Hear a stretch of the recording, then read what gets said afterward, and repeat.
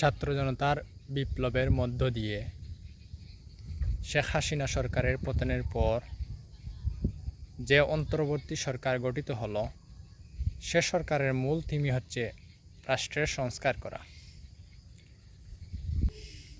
স্বৈরাচারী মনোভাব পোষণকারী এই সরকার ক্ষমতায় থাকার কারণে রাষ্ট্রের প্রতিটি সেক্টর যেভাবে ধ্বংস হয়েছে, দুর্নীতি আর অপশাসনের কারণে দেশ যে ধ্বংসের দ্বার প্রান্তে এসে পৌঁছেছে, সেখান থেকে দেশকে তুলে এনে স্বল্প সময় অর্থাৎ 3, 4, 6 মাস কিংবা 1 বছরে সম্ভব আমার কাছে তা মনে হয় না।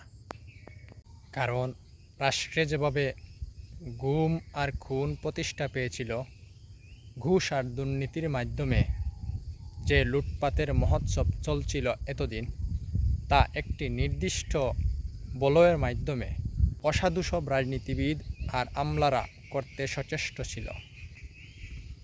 বিপ্লবের মাধ্যমে সরকারের পতন হলেও প্রশাসনের ভেতরে এসব অসাধু কর্তা ব্যক্তিরা এখনও ঘাপটি মেরে বসে আছেন।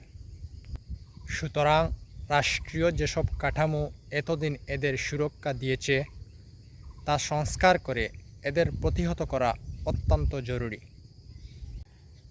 সবথেকে জরুরি বিষয় হচ্ছে, লম্বা একটি সময় পর মানুষ যে আজ বাক স্বাধীনতা ফিরে পেয়েছে, তা যাতে অটুট থাকে এবং মুক্ত স্বাধীন দেশে স্বাধীনভাবে চলাফেরা করার সক্ষমতা যাতে তৈরি হয়, সে অনুযায়ী ব্যবস্থা নেওয়া।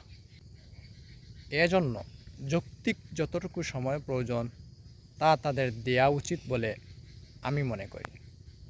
ধন্যবাদ সবাইকে। আসসালামু আলাইকুম।